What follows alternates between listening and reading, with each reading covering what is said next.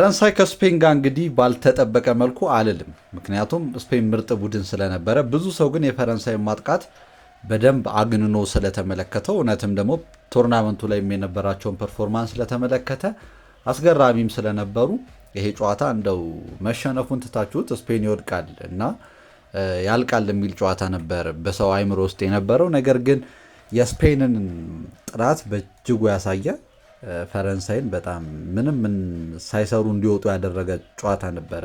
እኔ ብዙ ጊዜ የስፔንን ቪዲዮ ሰራ ስፔን ከኳስ ጋር ያለውን ስትራክቸር ከኳስ ውጭ ያለውን ስትራክቸር እንደ ሲስተም ማድነቅ አለብን። እኛ አሁን ሁልጊዜ አይናችን ውስጥ የሚገባው አውትሻይን ያደረገው ተጫዋች ነው ወይ ኪሊያን ኤምባፔ ነው ወይ ኦሊሴ ነው፣ በቃ ልዩነት የፈጠሩት። ግን ስፔን ከሁለት ጎል በላይ ላያገባ ይችላል፣ ግን የሚያገቡበት መንገድ ሲስተሙ እንዴት እንደማይገባባቸው ምናምን ስትመለከቱ ስፔን የተሰራበትን መንገድ አለማድነቅ ከባድ ነበር እና ያን የሆነው ትናንትና በዚህ ደረጃ እንዴት ነው አውት ክላስ ይደረጋሉ ብሎ ያሰበ ላይኖር ይችላል። በእርግጥ ስፔን ሊያልፍ ይችላል ብሎ መገመት ጤነኝነት ቢሆንም ግን ትናንትና በእጅጉ ነበር አቬሬጅ የመሰሉት ፍራንሶች። ምን ማድረግ ይቻላል? የስፔን ተጫዋቾች በአጠቃላይ የጥራት ጉዳይ ሆነባቸው።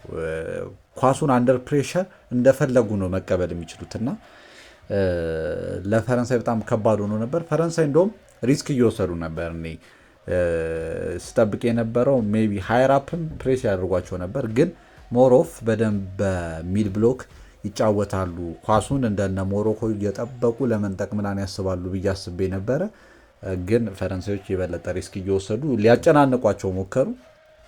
ስፔን ግን አንደር ፕሬሸር ምን አይነት ቡድን እንደሆነ አሳየ። በቃ ልጆቹ ድፍረታቸው ያሳቀቃቸዋል። በስክሪኑ ስትመለከቱ አረ ይሄን ኳስ ተነጠቀ እዚሁ ጋር ልትሉ ትችላላችሁ፣ ግን ምን ማድረግ እንዳለባቸው የሚያውቁ ተጫዋቾች ያሉበት ቡድን ነው ስፔን እና እንደነ ሮድሪ አይነት አማካይ ሲኖራችሁ ምን መደረግ እንደሚችል እግር ኳስን በሌላ ሌቭል እንደሚጨዋወት እና ለምን ባሎን ዶርም እንደሚወሰደ ማሳያ ነው ሮድሪ እና እያንዳንዱን ነገር ሲያደርጉበት የነበረው መንገድ ጥራቱ ላቅ ይል ነበረ።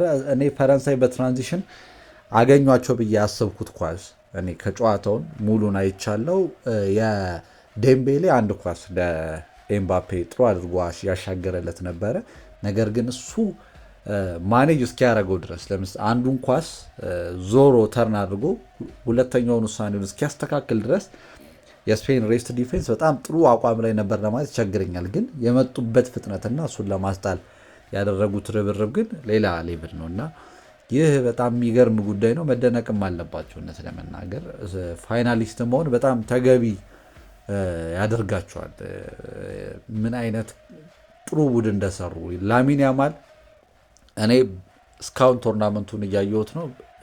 ሌቭሉ እንዴት ነው? እኛ ላሚን ይጫወትበታል በሚባለው ሌቭል አይደለም። ነገር ግን ሌሎቹን ተጫዋቾች ነው መመልከት ያለባችሁ። ፈረንሳይ ከጀርባ የሚጣሉ ስፔስን ከጀርባ የሚጣሉ ኳሶችን ስፔሱን የሚያጠቃ ስለሌለ በስፔን በኩል ችግር እንደማይሆንባቸው ነው ሲያስቡም የነበረው። ትክክልም ነው። ነገር ግን ፓተርን አይደል እግር ኳስ አንድ ኳስ ነበረ መጀመሪያ ሮድሪ፣ ላሚን ያማል፣ ኦልሞ ተቀባብለው ፋቢያን ሩይስ የሳተው ኳስ ዲኜን የጎተተ ወደዚህ አምጥቶት ያማል ማለት ነው። ከዛ ሮድሪ ለያማል ይሰጠዋል። ያማል በጥሩ ተች ይነኳል።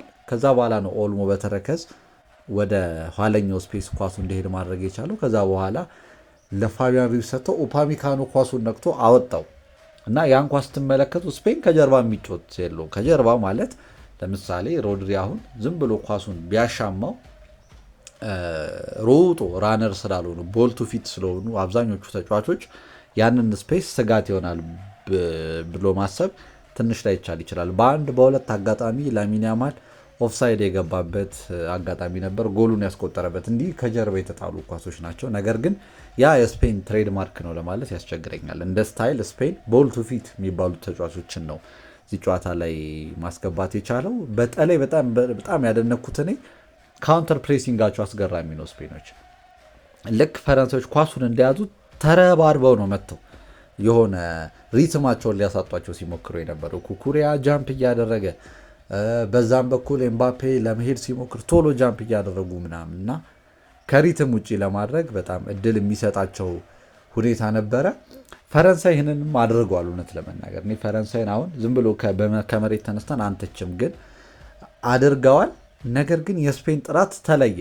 አንደር ፕሬሸር ሁሉም ተጫዋች ኳሱን ምን ማድረግ እንዳለበት ያውቃል። እነሱ ላፖርትን ነው ፍሪ ለማድረግ ሲሞክሩ የነበረው፣ ሌሎቹን ጫና ውስጥ ሊከቱ። እነ ኩባርሲ ደግሞ ኳሱንም በመሰንጠቅ ዳኒ ኦልሞ አንድ ኳስ ሲቀበል አይታችኋል ምን አይነት ሌቭል ላይ እንዳሉ። በቃ ፕሬሸሩ ምንም ፕሬሸር እንዳልሆነ ለነሱ ማሳያ የነበረ ጌም ሆኖ አለፈ እና አስገራሚ ጨዋታ ነበር። እኔ እነ ኩባርሲ ዘንድሮ አላውቅም እንግዲህ ግን እንትኑ ሊወስዶ ይችላል ብዬ አስባለሁ። ይሄ ያንግ ፕሌየር ኦፍ ዘ ቶርናመንት የሚባል ሽልማት አላቸው መሰለኝ። ወጣቱ ተጫዋች የሚባለውን አይ ቲንክ ከሱ ውጭ ሌላ ይወስዷል ብዬ የማስበው ሰው የለም። እኔ እንግዲህ እነ ኦልሞ አላውቅም፣ ግን ለእኔ ኩባርሲ ዲዘርቭ ያደርገዋል ብዬ አሰብኩ። በጣም ከኳስ ጋር ቦል ፕሌይንግ ሴንተር ባክ ነው፣ መጫወት ይችላል።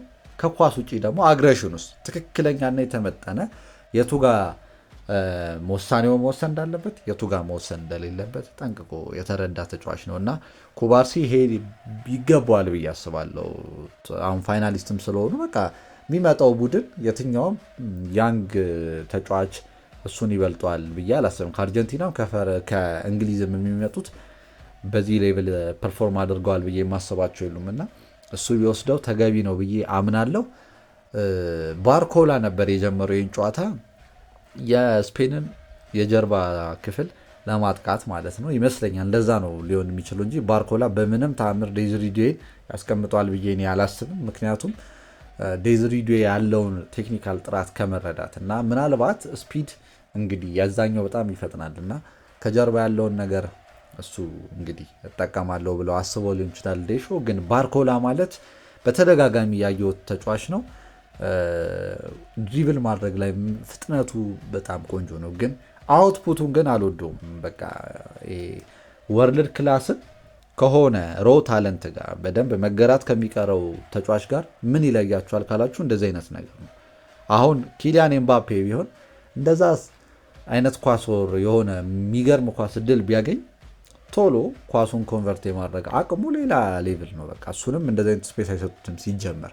ባርኮላ በጣም ጥሩ ሩጮችን ያደርግና ምናም፣ ነገር ግን አውትፑቱ ጥሩ አይሆንም እና እንደውም ብዙም ኳስም አላገኘም። ስፔን በዛ በኩል ተጋልጠዋል ለማለት የምችልበት ሁኔታ የለም። ምክንያቱም የነበራቸው ሬስት ዲፌንስ ቆንጆ ነው። በቀኝ በኩል ባዬና እና ኩኩሪያ ኦቨርሎድ ለማድረግ ይሞክሩ ነበረ። እነሱን የቁጥር የበላይነት እንዳይወሰድባቸው ሲመጡ ደግሞ መሀል ለመሀል ዲያጎናሊ ኦፕን አፕ ቢሆን ስፔስ ይኖራል። እሱን መጠቀም ላይ የበለጠ ማተኮር የስፔን ስራ ነበር እና በደንብ በቃ ዌል ማኔጅድ ነው። እንደዚህ አይነት ዌል ኮችድ የሚባለው እንደዚህ አይነት ቡድን ነው ብዬ ነው ማምነው። በጥራት ነው ሀምብል ያደረጓቸው ብዬ አስባለሁ።